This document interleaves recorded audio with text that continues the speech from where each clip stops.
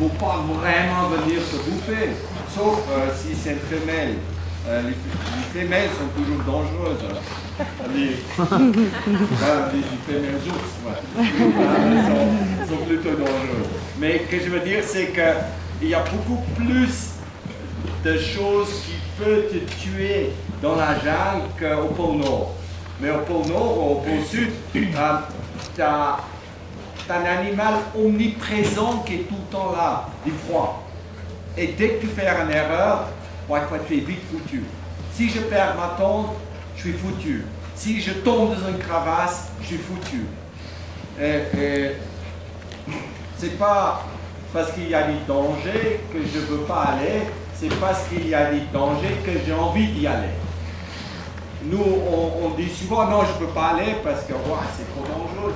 Mais c'est ça qui doit en fait attirer l'homme pour y aller. Et puis après, trouver des solutions, d'avoir les savoir-faire, en fait surpasser des obstacles. Et puis de partir à 2 ou 3, c'est toujours mieux que partir seul. Et voilà. La jungle, c'est mon aliment préféré. Ouais. T'as un rêve que t'as peur de pas réaliser? Un rêve que j'ai peur pas de réaliser. Mais, tu sais, quand je faisais Latitude Zéro, c'était une expédition que j'ai suivi l'équateur autour du monde. Et puis je restais sur cette ligne imaginaire pendant 2 ans autour du monde. En arrivant en Congo, tout près de la fin, après quasiment 2 ans de marche, où j'ai traversé la jungle et tout ça, je me retrouvais devant ces pelotons d'exécution au Congo. Et puis, l'autre type qui était chauffé avec moi, c'était une exécution publique. Ça veut dire que nous, on était à une dizaine de mètres des gens avec des fusils, ils disent d'accord, préparez-vous, d'accord. Et les types à côté de moi morts. Et maintenant, c'est moi. Mais juste avant, ils sont tirés. Je me demandais si j'ai fait tout ce que je voulais faire de ma vie. Ça, c'était ma question. Et puis, je disais, mais à ce moment-là, j'ai eu seulement 35 ans, à ce moment-là, j'ai fait tout ce que je voulais faire et j'étais prêt de mourir, mais pour moi, c'était presque dommage de mourir comme ça par quelqu'un d'autre. Pas par mes conneries ou un animal, ou une morsure de serpent, ou tomber dans une crevasse, ou tomber dans l'eau en naviguant seul sur mon bateau. C'est presque l'homme qui a devenu ma plus grande ennemie. Et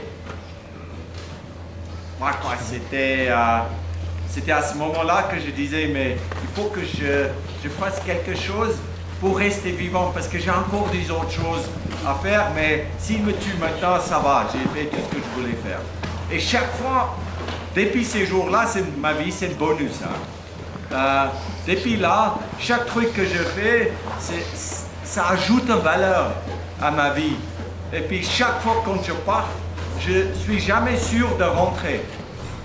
Parce que pour la traversée du pôle sud que j'ai fait il y a 2 ans déjà, personne ne pouvait venir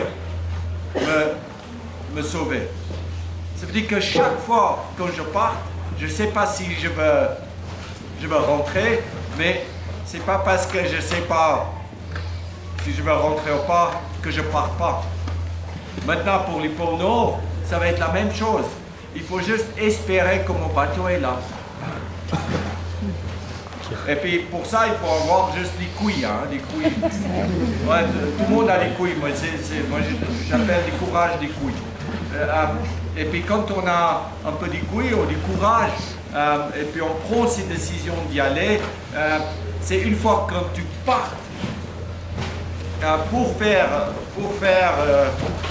ton expédition ou pour réaliser un rêve, c'est là où tu vas trouver des solutions. Il n'y a pas un moment que tu ne vas pas trouver des solutions. C'est comme je dis, si tu veux à 100% savoir tout ce qui se va passer pendant une expédition, il ne faut pas partir parce que 100% de savoir, 100% c'est impossible. Mais moi, si j'ai 5% de connaissances, je pars parce que du 95 autres %, je veux trouver à long la route. On se limite par la quantité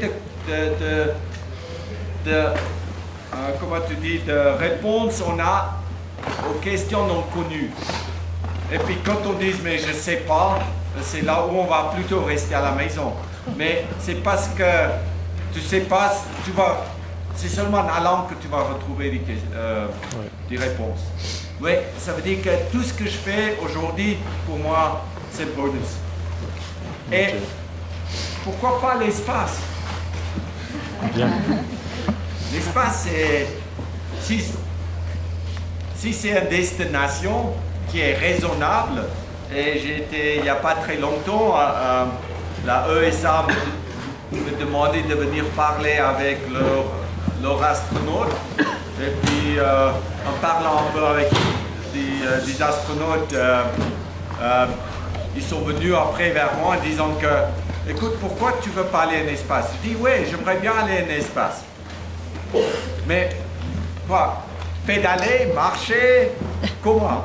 J'ai pas de budget pour aller dans l'espace. Et puis ils disent, non, mais on cherche quelqu'un comme toi, qui peut rester très longtemps toute seule, qui peut vivre dans les conditions de froid extrême, qui pense de une manière très logique et très claire. Et puis c'est justement là où ils disent, mais tu as envie d'y aller? Je dis, mais bien sûr. Puis ils disent, d'accord, on commence à te préparer. Et puis peut-être un jour, si tu vas bien, je peux aller dans l'espace, ils vont me poser sur Mars. Et sur Mars, je veux vivre sur une montagne où il y a du soleil 24 heures sur 24, mais il fait extrêmement froid. Mais c'est aller ça. Il n'y a pas de retour. Et Génial. ça c'est super. Imagine que tu peux y aller. C'est un peu dommage pour mes filles. Mais peut-être je peux l'emmener avec moi. Mais que je veux dire que, oui, il y a mes rêves. Hein. Je dis, mes rêves, ils sont tellement grands, pas parce que je rêve avec mes yeux fermés, mais parce que je rêve avec mes yeux ouverts. En étant réaliste dans la vie, pourquoi tu vois les choses comme ils sont. Et de rêver avec les yeux fermés, moi, c'est... On ne va jamais réaliser, les exploits si on rêve tout le temps avec les yeux fermés. Il y a un moment où tu dois se réveiller. Hein. Et voilà. Ouais.